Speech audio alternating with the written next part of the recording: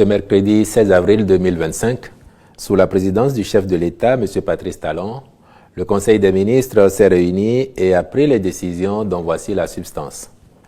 Au chapitre des communications, en point 1, contractualisation dans le cadre du projet de construction et modernisation de marchés urbains et régionaux phase 2, site de Kassoa-Ala dans la commune de Waké.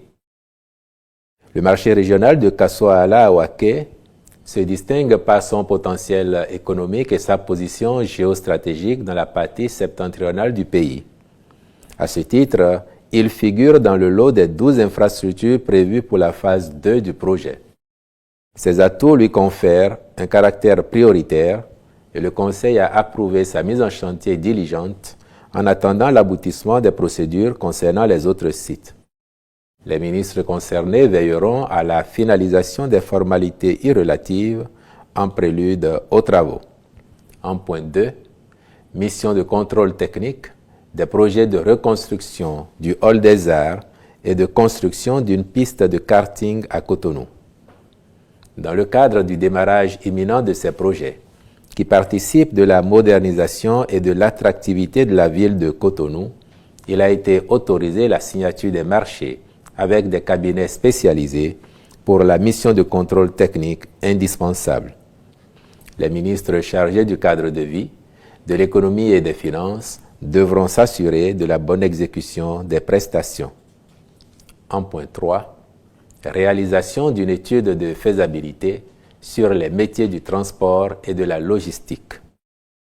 La demande en main-d'œuvre qualifiée dans ces sous-secteurs augmente avec l'accroissement actuel du flux des transactions commerciales en cohérence avec le choix du gouvernement de faire du port et de l'aéroport de Cotonou des leviers de croissance économique et des plateformes attractives sur les plans régional et international.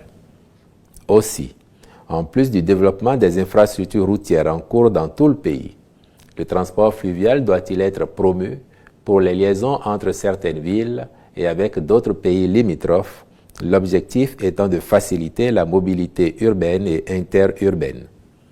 Il s'est donc avéré nécessaire de réaliser une étude de faisabilité dédiée aux besoins d'emploi et de formation appropriés afin de développer des programmes de formation conséquents qui tiennent compte des évolutions technologiques actuelles.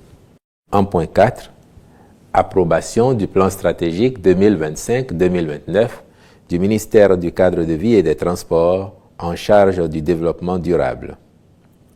Au terme de l'analyse stratégique du secteur, tenant compte de la dynamique en cours, ce plan prévoit que le Bénin est, à l'horizon 2030, un pays vert, au cadre de vie assaini, attrayant avec un système de transport multimodal économiquement performant. Cette vision s'articule autour de 4 orientations stratégiques en relation avec le renforcement de la gouvernance du secteur, l'attractivité et la compétitivité des établissements humains, l'amélioration de la gestion durable de l'environnement et de la biodiversité, ainsi que des infrastructures et des services de transport. Ce plan se réalisera à travers 12 axes stratégiques et 5 programmes opérationnels déclinés en 19 actions. D'un coût global estimatif de 5 617 285 millions de francs CFA, il sera financé en partie avec une contribution de ressources intérieures à hauteur de 3 521 237 millions de francs CFA. En point 5, organisation d'un test de sélection d'assistants en position probatoire au profit des universités publiques du Bénin. Dans la perspective de la couverture progressive des besoins en enseignants des universités publiques, une base de données des aspirants au métier d'enseignant du supérieur a été constituée. Les assistants en position probatoire seront donc sélectionnés à cette fin. En plus des 276 autres déployés entre 2016 et 2018, leur recrutement permettra de renforcer les effectifs d'enseignants pour une meilleure prise en charge des apprenants, puis de combler le déficit qui découlera des départs imminents à la retraite. Au chapitre des mesures individuelles, les nominations ci-après ont été prononcées. À la Cour suprême, après avis du Conseil supérieur de la magistrature, conseillé sur proposition du président de la Cour, Messieurs Romain Kofi, Mouhamadou Sansare, Amaté Christian Ataï, Komlan Christian Adjakas, Désiré Padel Dato, avocat général, sur proposition du garde des Sceaux, ministre de la Justice et de la Législation, Monsieur Olusegun Romaric Tidjani Serpos, au ministère du Travail et de la Fonction publique, directeur de la planification, de l'administration et des finances, Monsieur Fernand Aéon, je vous remercie.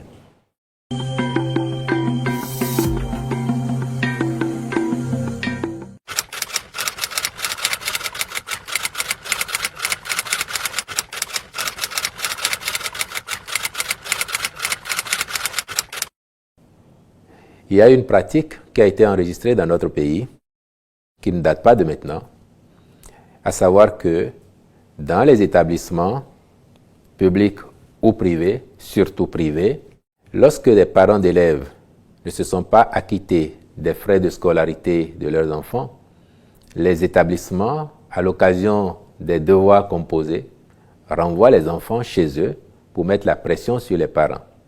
D'autres, à l'occasion du dépôt des dossiers pour les examens de fin d'année, mettent la pression sur les parents en s'abstenant de transmettre les dossiers de leurs enfants candidats.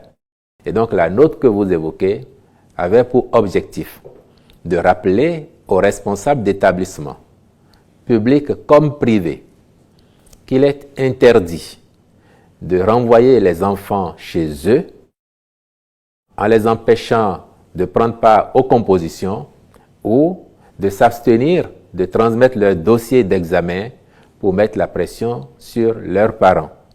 Cela est interdit et ça n'est pas nouveau. Du reste, dès 2017 déjà, nous avons fait les premiers rappels dans ce sens. Plusieurs notes de service, des arrêtés ont été pris pour rappeler les responsables d'établissement à leurs obligations.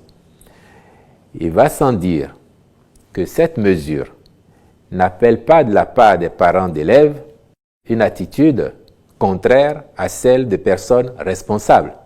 Et cette attitude responsable, lorsque nous avons inscrit les enfants et qu'il y a des frais de scolarité à payer, c'est qu'il faut les payer. Et bien entendu, dans notre pays, l'école primaire publique est gratuite pour tout le monde, filles comme garçons. L'école secondaire publique est gratuite pour les filles de la 6e en 3e. Et depuis l'année dernière, nous avons commencé à expérimenter l'extension de la mesure de gratuité de l'enseignement pour les filles jusqu'au niveau second cycle. L'année dernière, nous avons fait dans 20 communes à titre expérimental et nous avons reconduit cette année l'expérience afin de voir à terme s'il y a moyen de généraliser à tout le pays. En dehors des cas où il est formellement prescrit la gratuité, ou bien dans le cas où nous sommes en train de faire cette expérimentation de l'extension de la gratuité pour les filles du second cycle dans les collèges publics, nulle part ailleurs, il n'y a d'exonération de frais de scolarité. Donc notre mesure ne vise pas à priver les établissements des ressources qui leur permettent de tourner et de délivrer les enseignements aux enfants. Elle ne vise pas non plus à permettre aux parents d'élèves de ne pas s'acquitter de leurs responsabilités vis-à-vis des écoles où ils ont inscrit leurs enfants. Et donc, il faut que cela soit clair pour tout le monde. La mesure du gouvernement, conformément au droit à l'éducation des enfants, conformément à sa volonté aussi de ne pas soumettre les enfants à une pression inutile qui aurait pour conséquence plutôt de les frustrer, la mesure vise à les maintenir en classe lorsqu'il y a composition et à faire en sorte que leur dossier d'examen soit transmis. Il appartiendra aux écoles de prendre d'autres mesures pour recouvrer les frais de scolarité auprès des parents débiteurs plutôt que de mettre une pression injustifiée sur les enfants.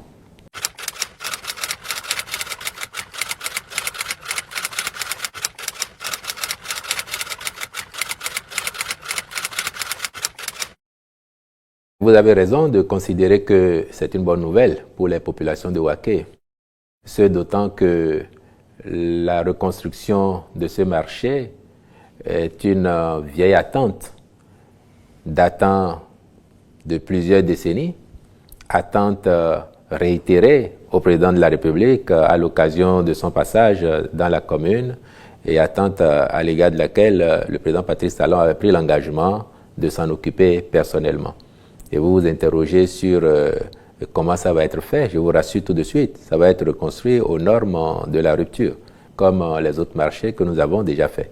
Et à l'arrivée, vous verrez très bien que les attentes seront largement comblées et pour le bien de la commune de Waké et au bonheur des populations.